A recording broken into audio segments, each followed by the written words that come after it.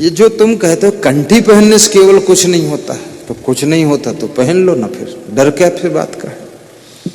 कितने लोग कहते हैं ना, अरे कंठी वंठी पहनने से कुछ नहीं होता है। जब कुछ नहीं होता है तो पहनने में पीछे क्यों हट रहे हो? पहनो, इसमें कुछ होना तो है ही नहीं, फिर डरते क्यों? तो बोलते हम नहीं पहनेंगे। क्यों नहीं पहनोगे? बोलते ये भक्ति हमसे नहीं सधेगी। क्यों नहीं सधेगी? जब कुछ होता ही नहीं तो सध जानी चाहिए। इसका मतलब बहुत कुछ होता तभी तो नहीं सध रही है। तो झूठ क्यों बोलते हो कुछ नहीं होता है? इसमें सब कुछ होता है, बहुत बड़ी बात होती है। तिलक लगाने में भी बहुत कुछ है। तिलक लगाकर तुम दारू की दुकान पर दारू खरीदने नहीं जा सकते हो। शर्म लगेगी, संकोच लगेगा, असमंजस पड़ेगा। तो तिलक नल में धोओगे तब जाओगे। ये साधु जैसे कपड़े पहनकर वेश्यालय नहीं जा सकते आप, फिर पैंट शर्ट पहनकर जाना पड़ेगा आपको। ये कपड़े भी ब्रेक लगाते, तिलक ब्रेक लगाता, कंठी माला ब्रेक लगाता है। अंतरात्मा गंवारा नहीं करती है। इसलिए लोग गुरुमंत्र नहीं लेता है, क्योंकि गलतियां कर रहा है और करना चाहता है तो सोचता है ये फंस जाओगे गुरुमंत्र में। तो तुम सोचते हो कि ये कुछ अच्छा गुरु ढूंढ रहा है। अच्छा गुरु नहीं ढूंढ रहा है, खुद ही अच्छा नहीं है वो इसलिए टाल रहा है कि बचो, अभी नरक कुंड में और नहा लेंगे तब गुरु बनाएंगे। ये गुरु बनाना कोई छोटी बात नहीं है, ना ना ना, बहुत बड़ी बात है गुरु बनाना। और साधु बनना भी बहुत बड़ी बात है। 1-8% लोग भले ही उसमें चूक जाते हो, लेकिन ऐसा कपड़ा पहनना भी बहुत कठिन है। इसमें भी मन तैयार नहीं होता है। ये कपड़े भी ब्रेक लगाते हैं, बहुत ज्यादा ब्रेक लगाते हैं, कंट्रोल करते हैं। जैसे मैं इस कपड़े को पहन करके अब किसी स्त्री के साथ साथ सड़क पे नहीं चल सकता। अभी मध्य प्रदेश में था तो वहां प्रमोद शुक्ला ने सत्संग करवाया, तो उनके घर की माताएं बहनें आई, बोले गुरुदेव स्कूटी पर बैठ लो, गांव घुमा देंगे। हमने कहा क्यों? मैं तो गांव घूमता ही नहीं, जन्म भर जिंदगी भर नहीं घूमा, कोई गांव नहीं घूमा। अपना जन्म जिस गांव में हुआ उसमें भी नहीं घूमा हूं मैं, और आश्रम जिस गांव में उसमें भी नहीं घूमता हूँ, घूमने वाला हूं ही नहीं। और फिर स्कूटी पर क्यों बैठूं? कोई लड़की स्कूटी चलाओ मैं पीछे बैठूं, मैं तो बिल्कुल उसको छूंगा नहीं। बोले बहुत सख्त हैं आप। हमने कहा सख्त ना होते तो अब तक निपट गए होते, हम नियम में बहुत पक्के रहते हैं। बोले ठीक। हमने कहा मेरे पास खुद गाड़ी, गांव घूमने की जरूरत क्या? मैं तो 50,000 गांव सब पधरौनी कर दिया, प्रोग्राम कर दिया, गांव के नाम तक दिमाग से उड़ गए जा करके, इतने गांव गया, मैं क्यों घूमूंगा? तो अब ये नियम, ये कपड़ों की मर्यादा है। लेकिन जिसके पास विवेक नहीं हो बैठ भी सकता है। कोई साधु बुद्धूनाथ है, वो गाड़ी चलाता है, पीछे लड़की को बिठा लिए जा रहा है, विवेक नहीं है, मूर्ख है, समझता नहीं इसका असर क्या पड़ेगा।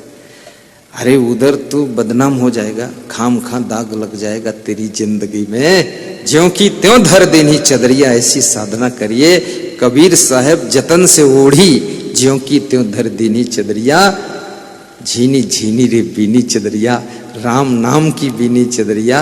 और दास कबीर जतन से ओढ़ी, ज्यों की त्यों धर देनी चदरिया। कितने लोगों ने तो अपनी जिंदगी की चदरिया को पूरा फाड़ डाला है, पूरा छेंद हो गए उसमें बहुत सारे। और कितने लोगों ने अपने जिंदगी की चादर को बहुत गंदा किया है, बहुत कुकर्म कर डाले। अरे ये जीवन की चादर में एक भी दाग नहीं लगना चाहिए, बेदाग जिंदगी रहनी चाहिए। कभी कोई न बेविचार का दाग लगे, न मोह का दाग लगे, और ना तो कोई नशे का दाग लगे। फिर साधु की चादर तो बिल्कुल बेदाग रहनी चाहिए। और भगत भी अपनी जिंदगी की चादर को बेदाग बनाओ, इसमें दाग लगने मत दो। ज्यों की त्यों चादर को रखो, चादर में दाग न लगने पाए। और जिंदगी की चादर सत्संग के द्वारा ही शुद्ध हो सकती है, भक्ति के द्वारा। आप जैसे हमसे प्रेम करते हो, इस प्रेम से क्या फायदा है? हमारी पवित्रता से आपके मन में भी पवित्रता आएगी, इसलिए तुम प्रेम करते हो। किसी वेश्या से प्रेम करो तो आपके अंदर वासना पैदा हो जाएगी। इसलिए फोटो भी उनका नहीं देखना चाहिए जो भ्रष्ट लोग हैं। का फोटो देखने से भी खतरा है। हीरो हीरोइन का फोटो मत लगाओ। कितने घरों में तो गधों के फोटो लगे, सांप का फोटो लगा, शेर बाघ का लगा, और शेर बाघ को देख देख करके उनके बच्चे भी खूब क्रोध करते हैं, बाघ जैसा गरजते हैं। फोटो लगाओ ऐसे संत का लगाओ, निर्मल संत, बिल्कुल खिला हुआ गुलाब संत है, उसको देख करके पूरे घर के सदस्य बच्चे भी खुश हो जाएं, कितने अच्छे हैं गुरुजी, ऐसे फोटो लगाओ। चित्र का भी प्रभाव पड़ता है, बहुत बड़ा प्रभाव पड़ता है। नोएडा के भक्त आए थे, कह रहे थे कि मैं 5-6 हजार के फोटो ले गया था और कुछ किताबें ले गया था। बोले सब बट गए, मेरे मित्र लोग रिश्तेदार ले गए, सब लगा लिए अपने यहाँ। बोले इस बार फिर आया हूँ, फिर गठरी बांध कर जा रहा हूँ। तो हमने कहा पूरा, बोले दिल्ली और नोएडा तो मैं संभाल लूंगा पूरा प्रचार आपका।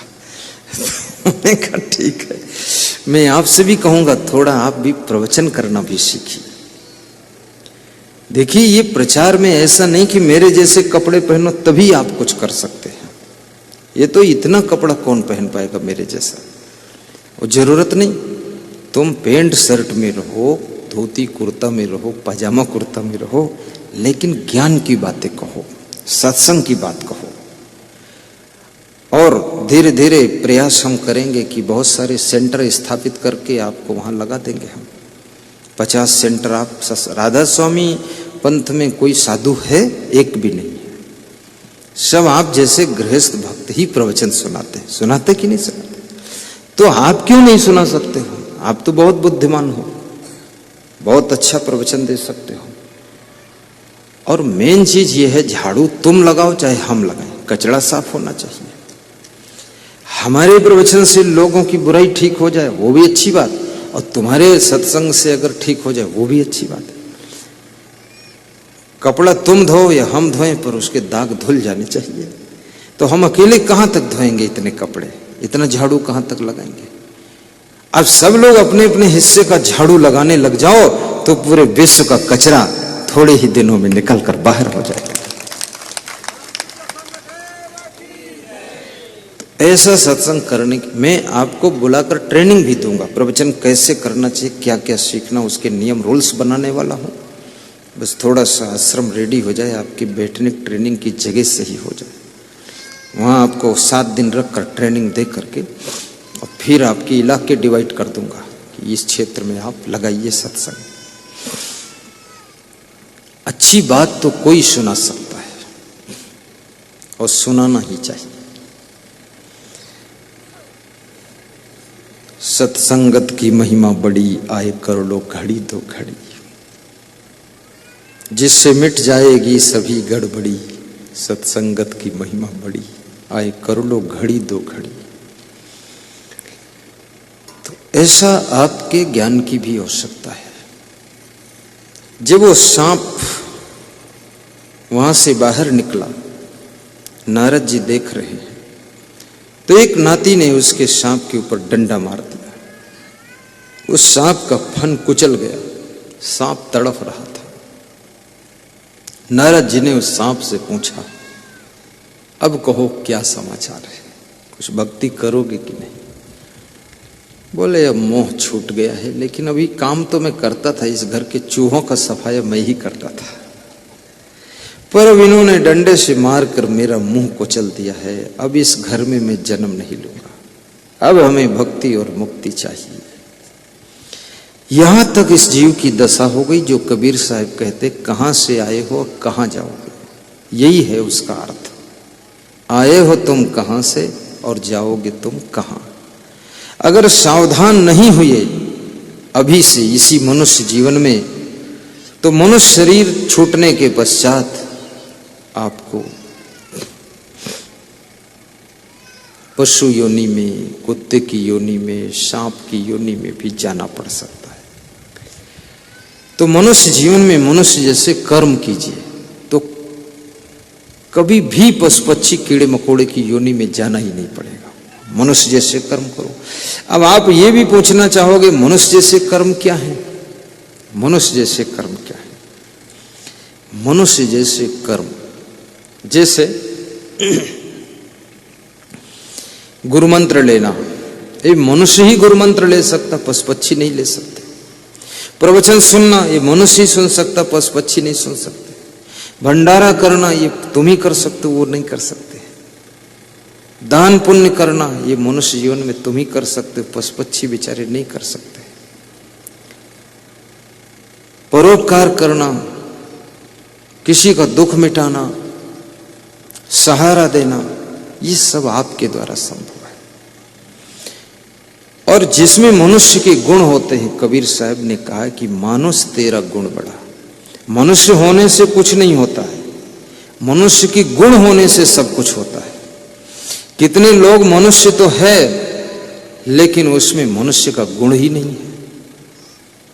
अब शक्कर जैसा रंग है पर शक्कर जैसी मिठास नहीं है, तो उसको कौन शक्कर कहेगा? नमक और शक्कर का कलर एक ही होता है लेकिन टेस्ट में बहुत अंतर है। नमक को आप खीर में नहीं डाल सकते, सिमई में नहीं डाल सकते, मालपुआ में नहीं डाल सकते, उसमें शक्कर डालोगे। और नमक का कितना ढेर लगा दो, उसके पास एक भी चींटी नहीं जाती है। और शक्कर का एक कण भी धूल में लपेट कर डाल दो, चींटी आकर ढूंढकर वहां से उठा कर ले जाती है। अगर शक्कर के कण बनोगे तो इस दुनिया के अंदर तुम्हारा ढूंढ कर सम्मान किया जाएगा, और नमक के ढेर बनोगे तो आपके पास आदमी तो आदमी, चींटी तक आने वाली नहीं है। इसलिए शक्कर के कण बनो, आप में मिठास होना चाहिए, गुणवान बनो।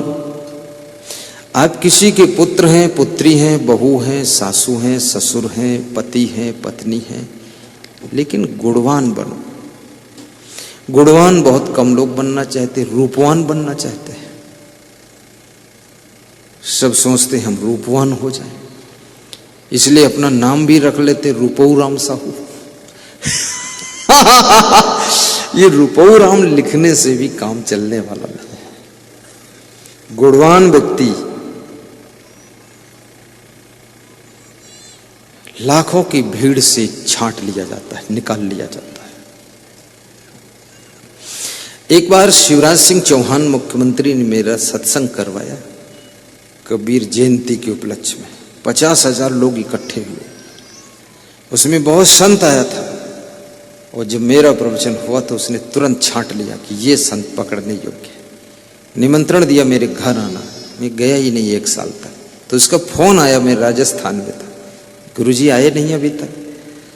हमने कहा आ जाएंगे, अभी तो आप 4-5 साल और मुख्यमंत्री रहेंगे। आ जाऊंगा, कोई बात नहीं। हमको मुख्यमंत्री से भी चाह नहीं कि हमको कुछ दे दे। वो क्या दे देगा हमको? 10-50 लाख दे भी देगा तो उसमें क्या फर्क पड़ता है? उसके पास 100-200 करोड़ भी है तो वो कौन सुखी है? पैसे से सुख नहीं मिल सकता है, पैसे से केवल सामान मिलता है। पैसे से मकान बन सकता अच्छा, पैसे से गाड़ी आ सकती, पर मैं सब गाड़ी में बैठकर देख लिया हूं। अभी दुबई गया था तो 4 करोड़ की गाड़ी में बैठकर मैं 4 दिन चलता रहा। तो मैंने उनसे पूछा कीमत क्या है? बोले 4 करोड़। तो मैं मुस्कुराए, बोले क्या बात है? तो हमने कहा बात क्या है, हमने देखा भी नहीं था आज तक 4 करोड़ की गाड़ी, बैठने का मौका मिला आपके साथ। बोले ऐसी ऐसी 4 गाड़ियां हैं 4-4 करोड़ की। हमने कहा ठीक है, लेकिन कुछ नहीं है। वो जो हम तो 4 करोड़ में बैठे, चाहे 4 लाख वाली में बैठे, हम तो वही है ना।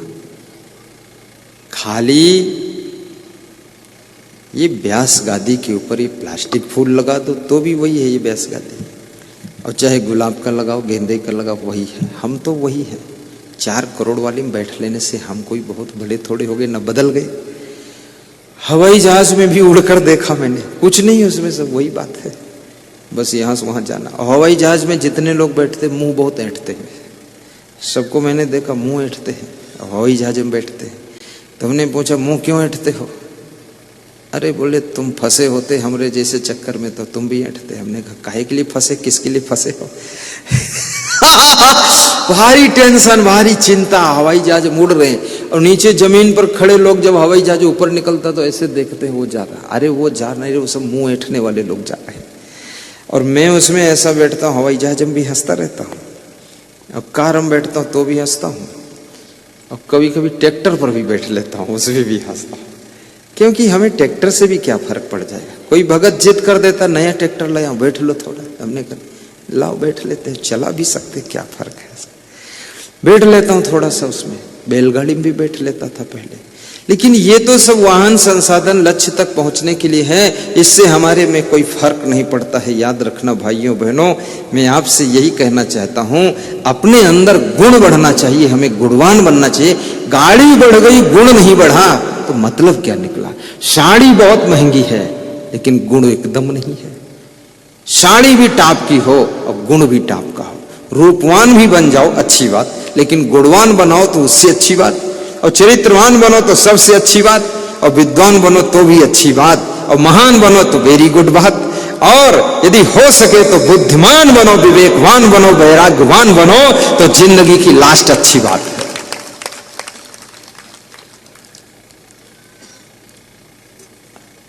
गुणवान बहू सबके दिल को जीत लेती है, गुणवान साधु सबको जीत लेता है, गुणवान बेटा अपने पिता के गले का हार बन जाता है, गुणवान मां। आज त्रिलोक सिंह परपोड़ा से आए राजपूत और सुबह सुबह छत पर रोने लगे, तो हमने कहा क्यों रोते त्रिलोक?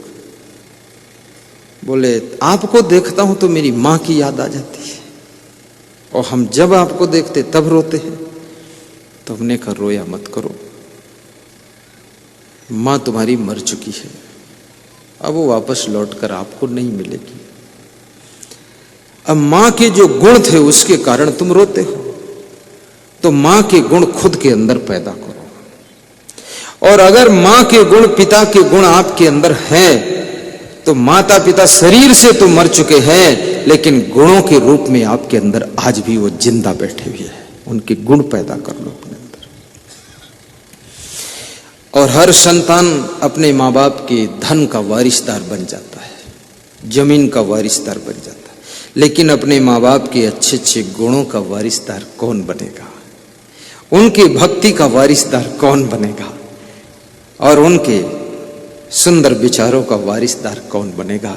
मैं निवेदन करूंगा, धन तो तुम ले लेते हो माँ बाप का, लेकिन उनके गुणों को भी ले लीजिए कृपया। धन से केवल तुमको सामान मिलेगा, लेकिन उनके गुण ले लोगे तो दुनिया में सब जगह सम्मान मिलेगा, सम्मान मिलेगा। इसलिए बाप के गुण भी ले लो अच्छे अच्छे। मैं राजस्थान में 12 जिले में आज के लगभग 25 साल पहले एक भक्त के यहाँ भंडारा बना था, हमारे संतों ने बनाया, तो मैं भोजन कर रहा था, तो हमारे साथ में एक और संत भोजन कर रहा था, हमारे ही लेवल का था। तो हमने कहा साथ में खा ले तो ठीक रहेगा, नहीं कुछ मन में विचार करेगा, साथ में खिलाया क्यों नहीं, झंझट कौन करे, खाओ। तो बिठा दिया उसको। तो उसने पहली बात, देखिए हर आदमी को साथ में खाना भी नहीं चाहिए, खिलाना भी नहीं चाहिए, इसमें आज़ादी खत्म हो जाती है। तो उसने एक तो थाली भर दाल लिया और उसमें बड़ी बड़ी रोटियां 10-12 डाला, सब भिगा दिया। मैं तो उसकी थाली को देखा तालाब जैसा भरा हुआ है, अब मेरे को बड़ा कचकच लगा उसमें। अच्छा, हम इस तरह नहीं खाते हैं, हमारा सब आइटम दूसरी थाली में कटोरी में आएगा अलग अलग, एक चम्मच होगा, हम खुद परोसेंगे, जितना खाना हो दूसरी थाली में लेंगे। अब उसी में कचरम पचरम बनाना, और मैं एक कण भी नहीं छोड़ता हूं, एक कण नहीं छूटेगा मेरी थाली में, जूठन कभी नहीं छूटेगी। लेकिन वो सीखा कहां से?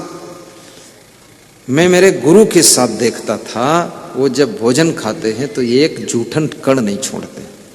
धुली हुई थाली और उनकी जूठी थाली बराबर साफ दिखती है, और मेरी भी धुली और जूठी थाली बराबर साफ दिखेगी। तो मैं तो अपना जितना लेना था लेकर परोस कर अपना खाकर पहुंच कर साफ कर दिया। तो भगत देख रहा था, भगत भी बहुत देखता है। ये मत सोचना साधु संत की भगत ये पूरा मूर्ख है, पूरा मूर्ख नहीं, ये पूरा ज्ञानी है। ये सब देखता रहता है, ये साहेब कर क्या रहा है, ये साहेब मोबाइल से इतनी देर बात क्यों करता है, ये बात करता तो ये मोबाइल लेकर दूर क्यों जाता? नालायक है साहब, कुछ ना कुछ। भगत सब जानता है, तुम्हारे कलेजे की बात जानता है, मन की जाने, चित्त की जाने, दिल की जाने चोरी, उन भक्तों से छिपती नहीं उनके हाथ में डोरी। तो वो समझता है कि ये इतनी दूर क्यों गया। भाई किसी भगत से बात करनी है तो आप मेरे भगत के सामने बात कर सकते हैं, आन जाने क्या काम पड़ा। और बात भी होनी तो 1, 2, 3 मिनट में खत्म हो जानी चाहिए। आधा घंटे बात किससे कर रहे तुम? तो संदेह होता है ना। तो सब जानता, भगत कोई बुद्धू नहीं है, भगत सब जानता है और जानना चाहिए भी, और जानने के बाद ही मानना चाहिए। अंधाधुंध काम करने की जरूरत नहीं है। तो वो भगत उनकी थाली में सब आधी दाल छोड़ दी और कुछ रोटी छोड़ दी और छीटा छाटी सब।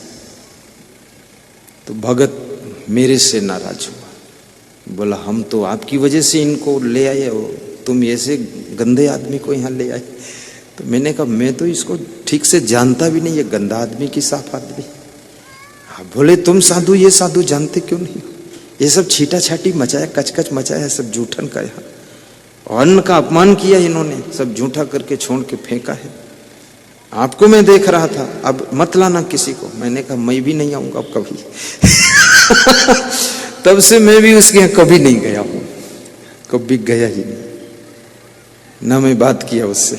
टाइम भी मेरे पास नहीं है, मेरा विस्तार भी बहुत हो गया। लेकिन उसको बुरा लगा। अपने गुरु से भी गुण सीखो, माँ बाप से गुण सीखो, पत्नी से गुण सीखो, पति से गुण सीखो। अच्छाइयां कहीं से सीखी जा सकती हैं और बुराइयां किसी की हों वो छोड़ी जा सकती है। अच्छाइयों को लेने वाला व्यक्ति मधुमक्खी होता है, उसका जूठा सब शहद खा लेते हैं, और बुराइयों को सीखने वाला मक्खी होता है, उसको कोई भोजन पे बैठने देना नहीं चाहता है। इसलिए अच्छाइयां सीखो और मधुमक्खी बनो। प्रसंग क्या था याद है तुमको? क्या सुना रहा था मैं, बताओ? अरे प्रसंग वर्संग याद नहीं रहेगा कुछ, इतना लंबा कौन याद करेगा। 2 सवाल मैंने किया था ना, उस पे प्रश्न चल रहा था। ये अत्यंत कोपा कटुका च वाणी दरिद्रता च सुजने सुबैरम नीच प्रसंगा कुलहीन सेवा चिन्हानि देहि नरक स्थितानाम। यही श्लोक था ना कि जिसकी जिंदगी में 6 चीजें होती उसके घर में नरक बन जाता है। कौन कौन चीजें हैं? जो अधिक क्रोध करता है, कड़ुई वाणी बोलता है, दरिद्री है, बहुत कंजूस, लोभी, लालची, आत्मी जनों से बैर करता है, भाइयों से बैर, पत्नी से बैर, पति से बैर, बेटों से बैर, बाप से बैर, ऐसे लोगों की जिंदगी नरक बनती है। और नीच प्रसंगा, जो भ्रष्ट लोगों की नीचों की संगत करता है, गलत लोगों के संग में बैठता है, उस व्यक्ति की जिंदगी भी नरक बनेगी। कुलहीन सेवा, और जिनके आचरणहीन लोग हैं उनकी जो सेवा करता है, चरित्रहीनों की, भ्रष्ट लोगों की, उसका जिंदगी भी नरक बनेगा। क्योंकि उससे तुम सीखोगे क्या? खुद ही भ्रष्ट है, तुमको क्या सिखाएगा? इसलिए हमेशा सेवा भी उसकी करो। कबीर साहब कहते पूरा साहिब से ये सब विद पूरा होए, ओछे से नेह लगाए कि मूल हुआ वही खोए। जो साधना में पूर्ण है, भक्ति में पूर्ण है, वैराग्य में पूर्ण है, त्याग तप में पूर्ण है, उनकी सेवा कीजिए। अधकचरे से प्रेम जोड़ोगे तो जितनी श्रद्धा है वो भी उसके कुकर्म को देखकर खत्म हो जाएगी। तुम्हारे मन में खिन्नता होगी, अरे ये तो बहुत दुष्ट लोग हैं, छोड़ो इनको। इसलिए महान पूर्णता है जिनमें, उनकी सेवा कीजिए। पूरा साहिब से ये सब विधि पूरा हो। कबीर साहब कहते हैं न हरि भजस न आदत छूटी, हरि बिनु भरम बिगुरचन गंदा। आत्मबोध के बिना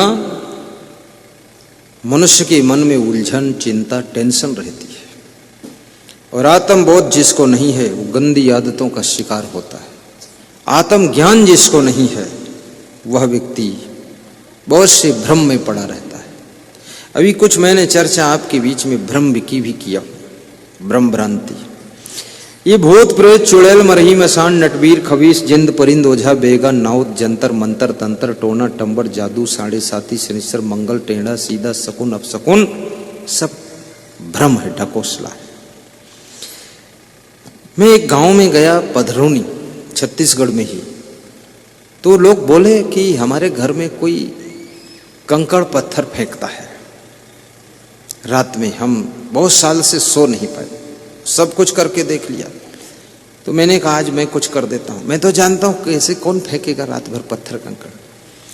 तो मैं चावल मंगाया उनसे, उसमें मंत्र पढ़ दिया, गुरु मंत्र, और पूरे घर में चावल छिड़कवा दिया। सवेरे आए, बोले कि आज बिल्कुल शांति रही, कोई पत्थर गिरा नहीं आज। अब मैं खुद सोचता हूँ वो चावल छिड़कने से और गुरुमंत्र बोलने से वहां पत्थर गिरना बंद हो गया। ये कौन अला बला पत्थर फेंक रही थी? कुछ भी नहीं है, खाली भ्रम है। और पास पड़ोस का कोई आदमी होगा दुष्ट प्रकृति का, वो अपनी छत से 2 4 10 पत्थर फेंक देता होगा रोज। तो वो भी शायद पधरौनी में आया होगा, तो मंत्र पढ़ा तो वो डर गया होगा। वो सोचता होगा गुरुदेव का मंत्र है, अगर फेंका तो कहीं ऐसा ना हो जो उलटवासी हो जाए, तो डर के मारे फेंका नहीं होगा। उनको भ्रम हो गया कि गुरुदेव ने बड़ी बाजी मार दी। बाजी बाजी कुछ नहीं, वो पड़ोसी डर गया तुम्हारा। ये सब भ्रम ढकोसला है। लेकिन इतना याद रखना कि महान पुरुषों का आशीर्वाद भी होता है, उनकी कृपा भी होती है। और अगर सच्चे मन से तुम भक्ति कर रहे हो तो आपको सफलता जरूर मिलेगी और मनोकामनाएं भी आपकी पूरी होंगी। और भक्ति केवल गुरु की ही नहीं, देश भक्ति भी कीजिए और गौ माता की भी भक्ति कीजिए और जननी माता की भी भक्ति करो, पिताजी की भी भक्ति करो। पितृभक्ति, गुरु भक्ति, मातृभक्ति और देशभक्ति। देश के प्रति भी प्रेम होना चाहिए। ये देशभक्त बनो, गुरु भक्त बनो और गाय की भी सेवा करो। गौ को हिंदुओं ने माता माना है। माता माना कि नहीं माना? मैं पूछता हूं हिंदुओं से, गाय तुम्हारी माता है तो भैंस कौन है तुम्हारी? तो हंसने लग जाते हैं कि भैंस क्या है, कुछ नहीं है। तो मैंने कहा तुमको पता नहीं है, भैंस तुम्हारी नानी है, गाय माता है, ये उससे बड़ी है। फिर मैं पूछता हूं ये बकरी कौन है? तो फिर नहीं बोल पाते। मैंने कहा ये सिस्टर है। तो ये मुर्गी मुर्गा कौन है? ये सब नाती नतनुन है। अब गाय के साथ तो रिश्ता जोड़ा माता का, लेकिन भैंस के साथ कोई रिश्ता नहीं, भैंस से कोई प्रेम नहीं। और मुस्लिम भाई तो कोई रिश्ता जोड़ता ही नहीं। जिसको तुम माता कहते हो उसको वो खाता है। अब न जाने क्यों खाता है। और फिर मुस्लिम भाई भी दया की बात करता है, कहता है बिस्मिल्लाह रहमान रहीम, कि रहम करने वाला रहमान वो बिस्मिल्लाह है। अल्लाह रहम करता है और अल्लाह रहम करता है, अल्लाह को मानने वाले बेरहम करते हैं। और फिर ये मुस्लिम भाई कहता है कि जर्रे जर्रे में खुदा है, और हिंदू भाई कहते हैं कि कण कण में राम है। और जर्रे जर्रे में खुदा है तो क्या भैंस भैंसा खुदा से जुदा है? वो तो बहुत बड़ा जर्रा है, उसमें तो बहुत बड़ा खुदा है। तो भैंस काटोगे खुदा कट जाएगा, गाय काटोगे खुदा कट जाएगा। अब गाय को पकाओगे तो खुदा पक जाएगा, अब गाय को मुंह में चबाओगे तो खुदा चबा जाएगा, अब उसको चबा के पेट में ले जाओगे तो खुदा तो पेट में पहुंच गया। तो अल्लाह इल्लल्लाह फिर किससे करोगे? फिर जो खाया हो सो उगल दिया कर दो। क्या फालतू, कोई धर्म वर्म विवेक नहीं लोगों के पास, उल्टम पलटम झुट्ठम झुट्ठम मानते रहते। हिंदू कहते कणकण में राम है, तो कणकण में राम है तो क्या अंडा मुर्गा बकरा में राम नहीं, मछली में राम नहीं? वो तो बहुत बड़ा कण है, उसमें भी राम है। अंडा उबालोगे राम उबल जाएगा, अंडा काटोगे राम कट जाएगा, अंडा मुंह में रखकर चबाओगे राम चबा जाएगा, अंडे को पेट में ले जाओ। ये क्या करना चाहते हो? राम की ये हालत कर दी तुमने। और फिर गाते हो सो तुम जानो अंतर्यामी, पूर्व मोर मनोरथ स्वामी, और राम को मार के खा गए तुम। तो अंतर्यामी क्या जानेंगे, अंतर्यामी को ही निपटा दिया तुमने। अब कैसे कर सकते हैं? फिर कहते हैं ईश्वर अल्लाह तेरे नाम सबको सम्मत दे भगवान, रघुपति रघु राजा राम, शाम हुई तो 200 ग्राम, पता न पावे सीताराम, नाम हमारा गंगा राम। ऐसे चोर लोग, झूठी बात, फालतू ज्ञान, इसमें कौन सा ज्ञान है? सच में देखा जाए तो जितना आज आदमी के टुकड़े टुकड़े हो गए, कोई हिंदू हो गया, कोई मुसलमान हो गया। अब मुसलमान की सोच भी इतनी छोटी हो गई है कि पूरा देश को मुसलमान बना देना है, हिंदू रहना ही नहीं चाहिए। और हिंदू की सोच है कि हिंदू को मिटने नहीं दूंगा। उधर क्रिश्चियन की सोच है हिंदू को क्रिश्चियन बना दूंगा। क्रिश्चियन कहता है हिंदू को क्रिश्चियन बना दूंगा, मुस्लिम कहता है हिंदू को मुस्लिम बना दूंगा।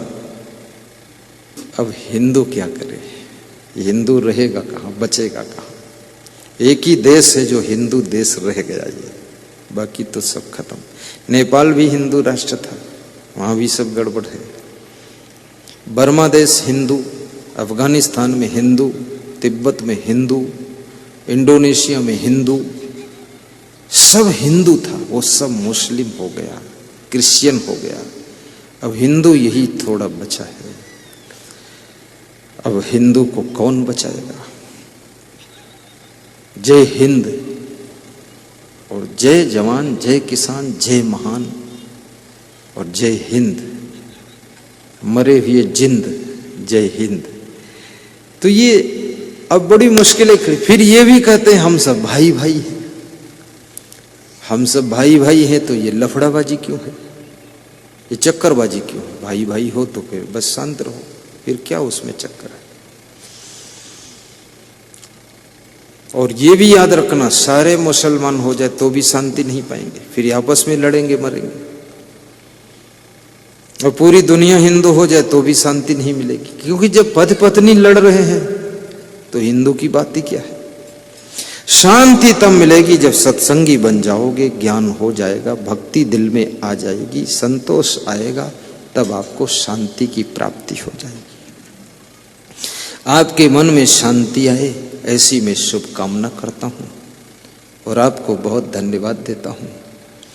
और किसी एक कार्य में अटके भटके मत रहना, कार्यों को बड़ी तेजी से प्रगति की ओर ले जाइए और कहीं एक जगह बंद करके बैठ मत जाना।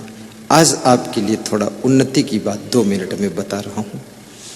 गुरु शिष्य राह में जा रहे थे, शाम हो गई, पास में किसी का घर था तो उसके घर तरफ गए। घर मालिक ने देखा तो कहा, बाबा साहिब बंदगी राम राम, आइए। पानी पिलाया, शाम को भोजन खिलाया, वहीं सो गए। पूछा तुम करते क्या हो? बताया कि एक भैंस है, उसी से सब गुजारा हो जाता। बोले बाकी ये खेत किसका? बोले 12 एकड़ खेत अपना है, पर मैं खेती करता नहीं क्योंकि मैं एक भैंस में संतुष्ट हूं। गुरु ने सोचा और विचारा और शिष्य से कहा सो जा। और शिष्य को 2 बजे रात में जगाया और शिष्य से गुरु ने कहा इसकी भैंस खोल कर लाओ तुम। तो शिष्य बोला भैंस क्यों खोलूं? गुरुजी आपने ईमानदारी की बात सिखाई और चोरी की बात सिखा रहे आप। जिंदगी भर सिखाया किसी का लेना नहीं चाहिए 1 रुपया, आप कहे तो भैंस खोल लाओ। तो भैंस क्यों खोलूं मैं? बोले बात मत कर, आज्ञा का पालन कर, भैंस खोल। तो शिष्य ने सोचा गुरु से बात लड़ाना ठीक भी नहीं, भैंस खोल लेते। भैंस खोला, बोले इसको लेकर चल, जल्दी रात में पार कर जाओ। गुरु चेला दोनों भैंस लेकर चले गए। वो किसान जब सवेरे जागा 5-6 बजे तो देखा भैंस नहीं, फिर देखा वो साधु संत भी नहीं। लेकिन श्रद्धा ज्यादा थी तो सोचा साधु संत तो खैर अपने साधना करने चले गए, लेकिन भैंस कोई चोर ले गया, दूसरा कोई ले गया। मन थोड़ा दुखी भी हुआ, लेकिन सुखी भी मन हुआ कि संत आए थे, दर्शन दिया, भैंस गई कोई बात नहीं, पर संत का आशीर्वाद मिला है। अब ये भैंस ले जाकर इन्होंने बेच दिया, पैसे बना लिए और चले गए, लौटे ही नहीं। 12 साल हो गए। इधर वो किसान क्या करता है, भैंस नहीं रह गई तो क्या करे वो, पास में जंगल था, वहां की लकड़ी सूखी काट कर बटोर कर गठरी बांध कर पास की बाजार में बेचना शुरू किया। 10-15 दिन से घर की रोटी चली, लेकिन व्यवस्था बिगड़ने लगी घर की। तो सोचा अब खेत में काम करूं, क्या करूं। तो खेत की जुताई किया और उसमें धान बो दिया। तो उस 12 एकड़ में 12×36 30 क्विंटल के हिसाब से 360 क्विंटल धान हुआ। तो उस धान को बेचकर वो 6-7 भैंस ले आया और फिर खेती भी करने लगा, भैंस भी पालने लगा। 12 साल बाद उस गुरु ने अपने शिष्य से कहा कि मेरी इच्छा होती है उस किसान के घर तू जा और देख अब क्या कर रहा है। भैंस तो हम ले आए। शिष्य ने कहा गुरुजी हम तो जाएंगे नहीं, बहुत मारेगा भी, क्योंकि हम ही लोग रात में ठहरे थे, वो गायब हुई, वो भैंस निकल गई, तो मतलब किया तो हम नहीं। अब जहाँ 4 लोग बैठे हो, कोई सामान गायब हो गया, उस 4 में से ही तो कोई किया है। मोबाइल किसने गायब किया, कैसे गायब हुआ है? चारों आदमी खोलो थैला अपना दिखाओ, पकड़ा जाएगा वो।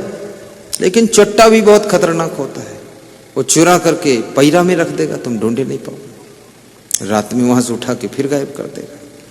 लेकिन कितना भी कुछ करो पर सुख शांति नहीं पाओगे गलत करने से। तो गुरु ने कहा तेरे को जाना पड़ेगा। उसने कहा मुझे डर लगता है, आप साथ में चलो। तो गुरु बोला चल मैं भी चलता हूं। आए और उसी किसान के यहाँ फिर शाम को पहुंचे। तो किसान ने देखा उनको 12 साल के बाद। तो किसान ने पैर छुए कहा अहो भाग्य महाराज, बहुत दिन बाद दर्शन दिया, और जिस रात आप आए थे उसी रात में कोई भैंस मेरी खोल ले गया, चोरी हो गई थी। प्रभु चलो भैंस गई तो गई, आप तो आ गए, दर्शन आपके हो गए। बड़ी श्रद्धा थी उसकी। जिस भक्त की बहुत श्रद्धा होती है, यदि उसके घर में कोई साधु भी चोरी कर ले तो भी उसको संदेह नहीं होता कि साधु ने उठाया होगा, वो सोचता कोई और उठाया होगा। और कितने लोग साधु के भेष में भी चुट्टा घूम रहा है, बहुत चुट्टा है। इसलिए मैं कहूंगा इन कपड़ों को देख करके अंदर घुसा के मत बिठाना, नहीं तो गलती करेगा तो तुम्हारी श्रद्धा हमसे भी टूट जाएगी। तुम सोचोगे ये सब ऐसे ही होते बेकार लोग हैं। फूट ठीक से अंदर तो ऐसे किसी को घुसाना भी नहीं चाहिए, वहां जरूरत के अंदर में। हमसे कोई कहता अंदर चलो, मैं नहीं जाऊंगा अंदर। बोले एक नजर डाल दो, हमने कहा सब दूर से नजर डाल दिया, मैंने यहीं से झांक लेता। और मैं किसी के घर में कचर पचर में रहता भी नहीं, अलग रहो, बात खत्म, झंझट खत्म। जब पधरौनी जाएंगे तब चरण रख देंगे, 2 मिनट हो गया बस, ठीक, भगत के सामने। तो वहां वो किसान नाराज नहीं होगा, क्यों? श्रद्धा बहुत ज्यादा थी। उसने कहा आओ प्रभु रात ठहरो, आपकी कृपा से सब ठीक हो गया है। बोले क्या ठीक हुआ? जब भैंस तेरी चली गई चोरी में तब किया क्या तूने? बोले 10-15 दिन तो जंगल की लकड़ी काट कर बेचा, लेकिन परिवार की व्यवस्था बिगड़ गई, दुख हुआ। तो फिर मैंने जो है खेत 12 एकड़ पड़ा था, इसमें धान बो दिया, और धान बोया 360 कुंटल धान हुआ। तो 4-6-10 भैंस भी लाया हूं। अब खेती 12 साल से मैं कर रहा हूं। अगर भैंस चोरी न जाती तो मैं खेती नहीं करता, इतना बड़ा आदमी नहीं बन पाता।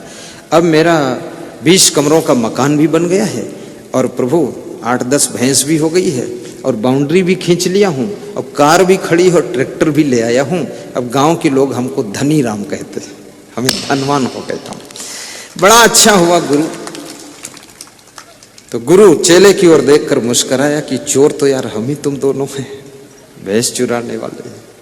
तो गुरु ने अपना कमंडल खोला और भैंस जो बेचा था उस समय 12,000 की, वो भैंस के पैसे निकाल कर उस किसान को दिया कि हे किसान देवता, आप किसी के ऊपर संदेह नहीं करना, आपकी भैंस हम खोल कर ले गए थे।